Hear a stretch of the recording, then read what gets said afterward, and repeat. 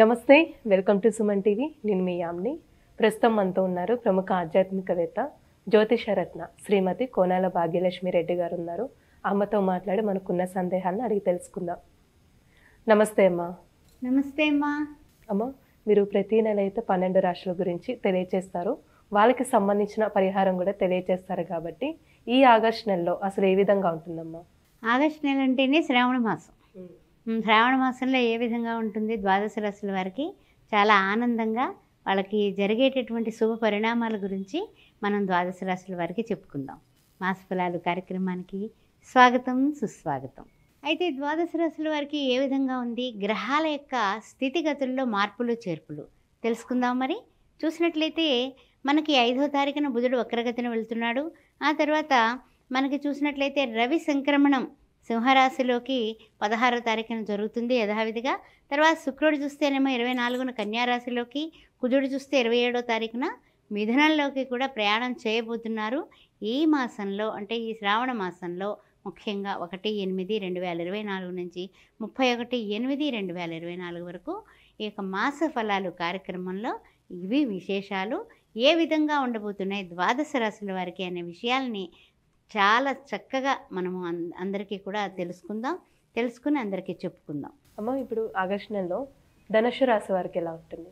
తప్పనిసరిగా మూలా నక్షత్రం. ఆ తర్వాత చూసినట్లయితే కనుక మనకి పూర్వాషాఢ, ఉత్తరాషాఢ, ప్రథమార్థం ఏ విధంగా ఉండబోతుందో తెలుసుకుందాం. ముఖ్యంగా చూసినట్లయితే కనుక గ్రహ సంచార రీత్యా చూస్తేనేమో 4th మనకి రాహువు కనిపిస్తున్నాడు. తర్వాత 7th హౌస్లోకి నలాకరుస్తుల్లోకి ఇప్పుడప్పుడే కాదు కానీ మిథునంలోకి కుజుడు రాబోతున్నాడు. ఇలాంటి పరిస్థితులు కొన్ని ఉన్నాయి. షష్టమంలో చూస్తే కుజ గురువులు ఉన్నారు. సరే, ఏ విధంగా ఉంటుందయ్యా అనే విషయాన్ని మనం ఆలోచించినట్లయితే నవమంలో బుధ శుక్రులు కనపడుతున్నారు. 10th హౌస్లో యథావిధిగా కేతువు. అయితే ముఖ్యంగా కొన్ని వీళ్ళు అంటే అననుకూల పరిస్థితులన్నీ కూడా మేము అస్తమానం అననుకూలంగానే ఉంది, అనుకూలం ఇంకా రాదా అని ఆలోచిస్తూ ఉంటే అనుకూలత అనేది వచ్చే సూచనలు ఉన్నప్పటికీ కూడా తక్కువ టైంలో అనుకూలత ఉంది, ఎక్కువ టైంలో అననుకూలత ఉంటుంది. కానీ ఏంటంటే కనుక అననుకూలత తక్కువ అనేసి మీరు అనుకూలత తక్కువగా ఉంది అని మీరు బెంగపెట్టుకోవాల్సిన అవసరం ఏం లేదు. కానీ మీరు కొంతవరకు అంటే ఏంటంటే ఎండ వచ్చినప్పుడు ఎండ, వాన వచ్చినప్పుడు వాన అన్నట్టుగా సమతుల్యతగా నడిచిపోతుంది. ఏం పర్వాలేదు, ఆ విషయంలో మీరు డౌట్ పడకండి ఫస్ట్ ఆఫ్ ఆల్. తర్వాత ఏంటంటే బయట వాళ్ళకి చెప్పుకోలేని కొన్ని సమస్యలు వచ్చి పట్టడం వల్ల అంటే కొన్ని గుట్టుగా ఉంచుకుంటారు. ఇలాగా కొంతమంది ఏమిటంటే కనుక ఇంట్లో విషయాలు ఎవరితోటి కూడా చర్చించరు, వాళ్ళలో వాళ్ళే మదన పడుతూ ఉంటారు. ఆ పరిస్థితులు ఎక్కువ కనపడుతున్నాయి వీళ్ళకి. అలాంటప్పుడు ఏంటంటే కనుక వాళ్ళు ఎప్పుడైతే షేర్ చేయరో మనోవ్యాధి కింద అయిపోతుంది. దానివలన ఓపెన్ అప్ అవ్వనటువంటి మనస్తత్వాలుగా ఉంటారు వీళ్ళు, గుంభనంగా ఉంటారు అనమాట. అందువల్ల కొన్ని విషయాల్లో పనులు ఆలస్యం అవ్వటం అలాంటివి జరగడం వల్ల కూడా వీళ్ళు కాస్త ఇరిటేషన్ అవుతూ ఉంటారు. అయితే ఏంటంటే కనుక మనస్సు స్థాపం అంటే మానసికమైనటువంటి అలజడి ఎక్కువ పెట్టుకుంటూ ఉంటారు. అందువల్ల మానసిక అలజడి తగ్గించుకోండి. చంద్రమా మనస్సో జాతః.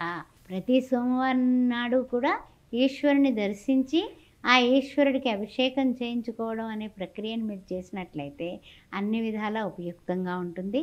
ఆ తర్వాత ముఖ్యంగా ఏంటంటే కనుక సమస్యలు నెలాఖరికి పెరుగుతాయి కానీ ఇప్పటి వరకు పర్వాలేదు. సమస్యలు ఎప్పుడు పెరుగుతాయి? 7th హౌస్కి కుజుడు రాగానే మీకు సమస్యలు స్టార్ట్. అప్పటి వరకు ఏదో పర్వాలేదు, పడుతూ లేస్తూ బాగానే బతికేస్తాం. అప్పుడు మీ జీవిత భాగస్వామితో కూడా ఎడ్డం అంటే తెడ్డం అన్నట్టుగా చిన్న మనస్సులు కాస్తంతగా కలహించుకోవడం అనేది జరిగే సూచనలు ఉన్నాయి. జాగ్రత్తగా ఉండండి. అంటే ఇప్పుడు శుభకార్యాలు జరిగే అవకాశం ఉందమ్మా ధనుస్సు రాశి వారికి? శుభకార్యాలు కుదిరే అవకాశం కనుకుంది. ఒకవేళ తొందరపడి ముందు కుదిరి ఉంటే గనక అప్పుడు ఇక ముందు ఆషాఢంలోనే ఏదైనా ఓకే అనుకొని అలా పెండింగ్ పెట్టుకుంటే కనుక శుభకార్యాలు జరిగిపోతాయి. దానికేం ఆటంకాలు ఏం లేవు, శుభకార్యాలకు ఆటంకాలు అయితే ఏం లేవు. అయితే ఏంటంటే కుటుంబంలో వ్యక్తులకి మీరు ఎక్కువ ప్రాధాన్యత ఇస్తేనే మీరు అన్ని రంగాల్లోని కూడా ముందుకు పెడతారు. ఎందుకంటే మనము పునాది ఎక్కడ కుటుంబం. ఇంట్లో వాళ్ళని కాకుండా వీధిలో వాళ్ళకి ఎక్కువ పీటలు వేసి ఇంట్లో వాళ్ళని కింద కూర్చోబెడితే ఇంట్లో వాళ్ళు అరుగుతారు. ఆ విషయం మీకు కూడా తెలుసు.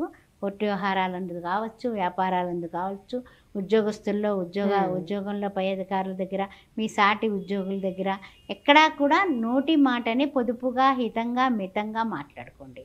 ఎందువలన అంటే కనుక మాట ఎక్కడికో పెడుతుంది. అందువల్ల జాగ్రత్తగా ఉండండి ఆ విషయంలో. తర్వాత ఏంటంటే బంధుమిత్రులు కూడా మీ మీద కాస్తంత నిష్ఠూరాలు వేసేటటువంటి అవకాశం కనపడుతుంది. జాగ్రత్తగా ఉండండి. ఎందువల్ల మనం ఏదైనా సరే అన్నింటికీ సై సై అని అంటే వాడమల్లన్న అంటారు, లేకపోతే ఇంకోటి అంటారు. మనకు తెలియని విషయం కాదు. నిందలు నిష్ఠూరాలు వంటివి చేయగలరు. అనవసరమైన పట్టుదలకి పోవద్దు. ఎందుకంటే కనుక అవసరం ఉన్నా లేకపోయినా కోపం ఉంటుంది. ప్రతి మనిషికి కోపం లేని వాళ్ళు ఎవరు? అందరికీ కోపం ఉంటుంది. కానీ తన కోపమే తన శత్రువు, తన శాంతమే తనకు రక్ష, దయ చుట్టమౌ అని మనకి వేమని చెప్పాడు. అందువల్ల కాస్త మనం సమతుల్యత, సమన్వయం, ఆ తర్వాత ఇంకా మనుషుల్ని అర్థం చేసుకుని బంధువులను కానీ మిత్రులను కానీ వాళ్ళు చేసిన మంచి పనులు గుర్తు చేసుకోండి. అప్పుడు కోపం రాదు. అమ్మ వీళ్ళకి ఏమైనా ఆరోగ్య సమస్యలు అంటూ ఉన్నాయమ్మా? ఆరోగ్య సమస్యలు ఏం పెద్దగా ఏం కనిపించట్లేదమ్మా. ముఖ్యంగా చూసినట్లయితే కనుక రవి మారే వరకు కాస్త ఆరోగ్య సమస్యలు ఉంటాయి. 16వ తారీఖున మారుతున్నాడు కదా, అప్పటి నుంచి అనారోగ్య సమస్యలన్నీ కూడా పుష్కాకీలాగా ఎగిరిపోతాయి. అప్పటి వరకు మాత్రం సూర్య నమస్కారాలు మానకుండా చేసుకోండి. అదేవిధంగా చూసినట్లయితే కనుక మనకి కొన్ని విషయాల్లో అంటే ఏమిటంటే కనుక ఎదుగుదలంతా కూడా 16 తర్వాత చాలా బాగుంటుంది. మళ్ళీ 27 తర్వాత మళ్ళీ డౌన్. అందుకని వెలుగు నీటల సయ్యాట అన్నట్టుగా ఉంటుంది వీళ్ళకి. అమ్మ వీళ్ళకి సంబంధించిన పరిహారం అంటే ఏంటమ్మా? పరిహార విషయం చూసినట్లయితే కనుకమ్మా మనకి చూసినట్లయితే కొన్ని రంగాలలో కొంతమంది ముందుకి కొంతమంది వెనక్కి వెళ్ళడం అనేది జరుగుతుంది. కానీ ఏంటంటే వీళ్ళకి 50-50గా ఉన్నారు కాబట్టి ఆ 50-50ది ఇంకొంచెం పెంచడానికి కానీ మనం చేసుకోవాల్సింది ఏంటంటే కనుక ముఖ్యంగా ఈ యొక్క మనకి ఉన్నటువంటి పెద్ద ప్రాబ్లం ఏంటంటే కనుక అమ్మవారి ఆరాధన చేసుకొని గురుమండల స్వరూపిణైనటువంటి ఆ యొక్క గురుమూర్తి గుణనిధి అని మనకి లలితా సహస్రనామంలో 2 లైన్లు ఉంటుంది. ఆ 2 లైన్లు పారాయణ చేసుకుంటే తప్పనిసరి గురుమండల స్వరూపిణి. ఆ 2 లైన్లు పారాయణ చేసుకొని ఎవరికైనా సరే గురువారం నాడు పసుపు రంగు వస్త్రంతో మిఠాయిలు నిండుగా చెప్పాలంటే కనుక 1 కిలో మిఠాయిలు పసుపు రంగు వస్త్రంలో వేసి పేద బ్రాహ్మణులకి దానం చేయండి. కాళ్ళకి నమస్కారం చేసుకోండి. తృణమో పణమో దక్షిణగా ఇవ్వండి. అద్భుతమైన పరిహారం. అలా 4 వారాలు చేయండి. మంచి పరిహారం తెలియజేస్తారమ్మా. ధన్యవాదాలు. ఓం శ్రీమాత్రే నమః. ఆస్ట్రో భాగ్యలక్ష్మి అనే ఈ ఛానల్ని సబ్స్క్రైబ్ చేశారా? చేయకపోతే వెంటనే చేయండి. ఈ యొక్క శ్రావణ మాసపు శుభాకాంక్షలు చెబుతూ జాతకాలు కానీ జాతకాల పొంతన కానీ ఏమైనా సరే ముహూర్తాలు పెట్టాలన్నా సి-సెక్షన్ దగ్గర నుంచి ఎన్ని శుభకార్యాలకి ముహూర్తాలు నన్ను సంప్రదించవచ్చు. 9866044439. అదే కాకుండా శ్రీ సౌభాగ్య మ్యారేజ్ బ్యూరో 16 సంవత్సరాలు పూర్తి చేసుకుని 17వ సంవత్సరంలో అడుగుపెట్టింది. అన్ని వర్ణాలు హిందువులు అయితే చాలు మమ్మల్ని సంప్రదించవచ్చు. మీ అమ్మాయిలకి అబ్బాయిలకి పెళ్లి సంబంధాల కోసం మీ బంధుమిత్రులకు కూడా తెలియచేయండి. ఓం శ్రీ మాత్రే నమః.